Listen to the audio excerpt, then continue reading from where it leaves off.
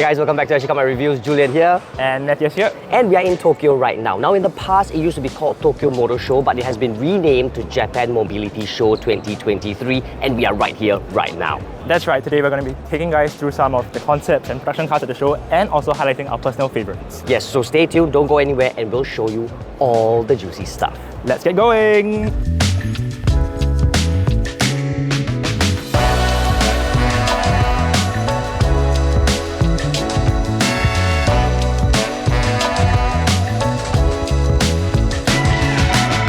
So of course at the Mazda booth, we have the whole generations of MX-5. So right behind me is the first generation NA, we also have the NB, NC as well as ND. But more importantly, Mazda has unveiled its concept car, the Mazda Iconic SP. So let's check that one out.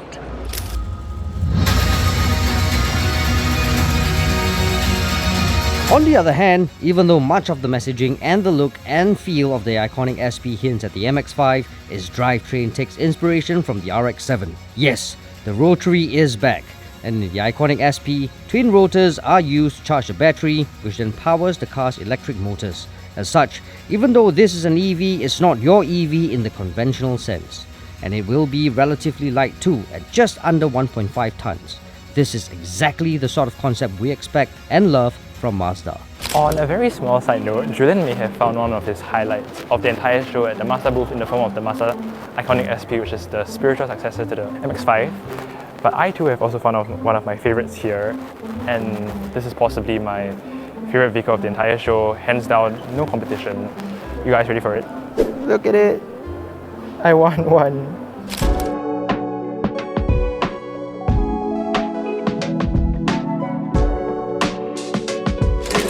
Coming back now to cars that will definitely make it to our roads in Singapore, we have a pair of twins that have just been officially unveiled right here at the BMW booth, which are the second generation BMW X2, as well as what is right behind me right now, the first ever BMW iX2. The X2 has gone electric. As you can see, the second generation X2, first generation iX2, they now have a body shape that is more in line with what we've seen before from the BMW X4 and X6. I would say that the first generation X2 had a kind of like one-of-a-kind body style within the entire family, even though it was technically classified as a coupe SUV or sports activity coupe, as BMW calls it officially. So yes, let's go take a closer look at the cars. And yes, at the rear you can see you have the iX2 badging on the tailgate, as well as the same BMW iX around the badge. So it's really only when you're getting up close with the car that you can tell this apart as the all-electric variant. Then right behind me right here is the combustion powered variant of the model. This is the BMW X2, but more specifically it is the X2 M35i, which is the most powerful combustion powered variant you can get. It's an M Performance model, actually shares the same drivetrain as the X1 M35i, and that relies on a 2-litre turbocharged engine that produces 296 brake horsepower and 400 Nm of torque. So quite a fast car. It gets from 0 to 100 in 5.4 seconds, and also has all those M-specific styling accents that we've grown to find familiar on BMW cars.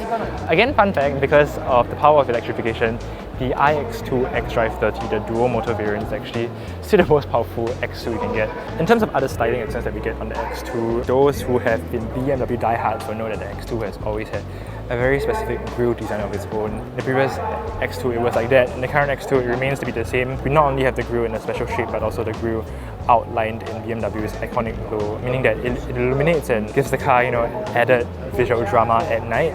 Then, as mentioned earlier, the car now gets this more explicitly curved roofline at the rear that follows what we've seen from the X4 and X6. Interestingly, the entire car has grown larger in all directions. It's wider, longer, taller than before, and I must say that in person, it does feel like that. It does feel like a bigger car. On the inside of the iX2, this is one of the first models in the entire family actually to run BMW Operating System 9. As you can see, it uses the same curved display that we've had in existing BMWs that we've already seen. But here the OS has been updated slightly. You can see that the home button and the menu button, they've both been shifted to the center. And also OS 9 runs what BMW is calling a zero-layer concept, where everything is displayed on the home screen. You just have to toggle through over here. So that this kind of like reduces the need for menu diving and is in line with the company's goal to help the driver keep his eyes on the road and hands on the steering wheel at all times.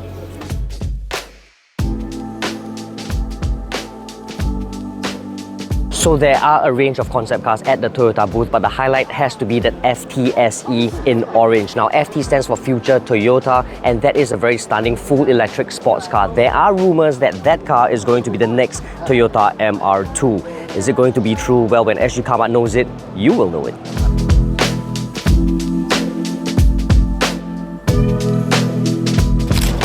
Yet another car that I'm super excited to see at the show is what's standing right behind me right now at the Daihatsu booth, which is the Vision Open. I think as its name suggests, this has only been designated as a concept car thus far, but it really looks production ready. I mean, I think another part that contributes to this is the fact that it resembles the first generation car that most of us fell in love with. This takes a step away from the more angular styling that the second generation car had. But yeah, with its cutesy styling, its compact proportions, it has everything that we love in a Open. So Daihatsu, please make this. Please, please, please, please make this, please.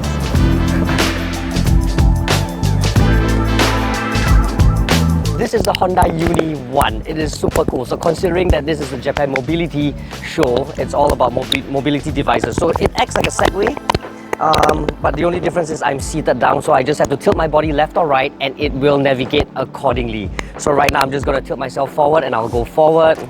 If I lean back, it goes back. It's really cool. It sort of needs time to get used to it, but it's very, very intuitive. So this is definitely one of my top 5s.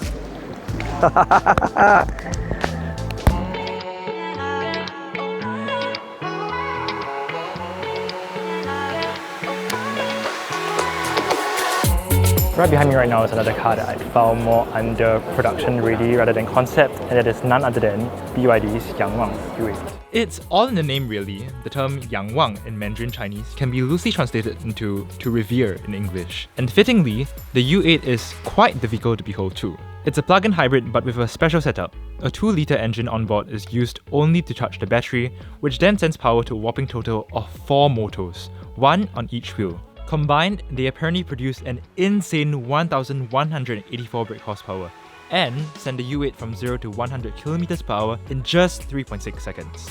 But of course, they are also helpful on the off-roading aspect of things by helping with some intelligent torque vectoring. Other cool features of the U8, it can apparently float in water in emergencies and rotate 360 degrees like a tank. I also just want to say that this is only the media preview day. The media preview is happening today and tomorrow, so you can only imagine the crowds that will be in this space when the doors really open to the public, and the show is going to run for about 2 weeks. That's the kind of scale that you can expect here in Tokyo.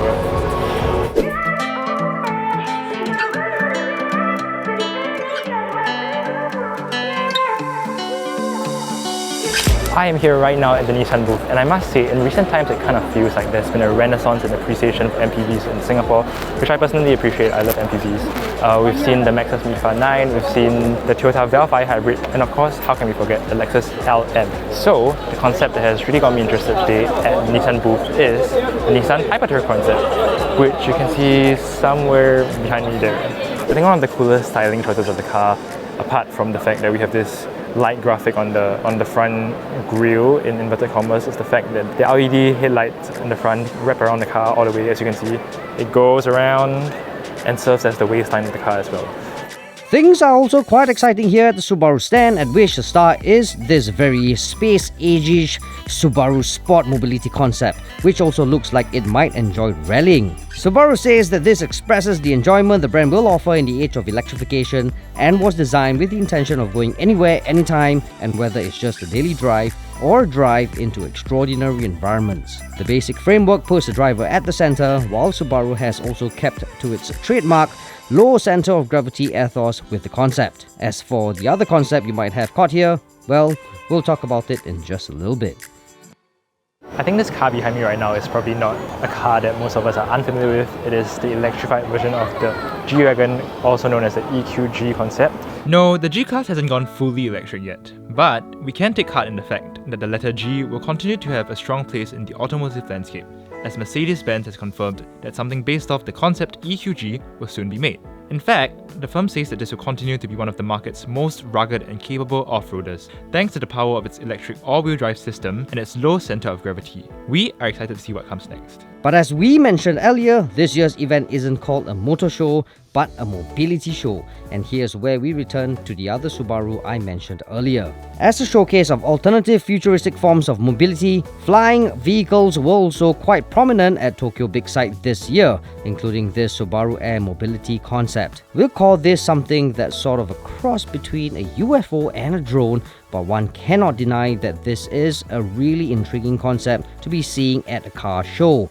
An interesting feature to note is that it has 6 turbines and a passenger cockpit. Subaru thinks that an electrified air mobility revolution is coming, and it says that engineers from both aerospace and automotive divisions are already working together on flight demonstrations. We also know Honda believes in the power of dreams, and over at its Dream Loop themed booth, you'll also find 2 concepts referencing airspace. We have a very scaled down model of the eVTOL, an all-electric aircraft with vertical takeoff and landing capabilities. And we also have the Honda Elite Jet 2, which debuted back in May and is actually very close to production. Another vehicle that's caught our eye at the show is Toyota's Kaioi Bako concept, which is truly as boxy as boxes on wheels come. Kaioi Bako apparently refers to shipping containers in Japanese, and Toyota is calling this a quality-based unit of mobility, with a highly modular and configurable nature. Whether you want to use it as a delivery van or for a camping trip, this mini vehicle should be adaptable to do it all. That has been quite an experience. I'm more than certain that I have clocked my 10,000 steps for the day. And I'm gonna go and find Julian now again. So there you have it, guys. That's all the concept and the production cars that has really caught our attention. I hope you guys enjoyed the video. So Matt, tell me exactly how you feel about the Japan Mobility Show. Honestly, this is my first time at the show. I've only been to the Singapore Motor Show and the Bangkok Motor Show. So scale-wise, I think this is really something of a different measure. Even the press conferences, the way you see the crowds come together, it's really fantastic. And also the fact that we have stuff like flying cars, airplane concepts here, because this is a mobility show. It was really a fun and eye-opening experience, I would say, yes. But the last time I came was 2019. That was before COVID. I lost count how many times I've been to the Japan Motor Show. But it's been a pleasure coming back here. So I hope you guys enjoyed the video. Please don't forget to like and subscribe to our YouTube channel, and don't forget to comment in the comment box below and let us know what you think about the mobility show. Also, we are on TikTok, so follow us at Sgcarmart for more of the fun stuff. Ciao! Bye!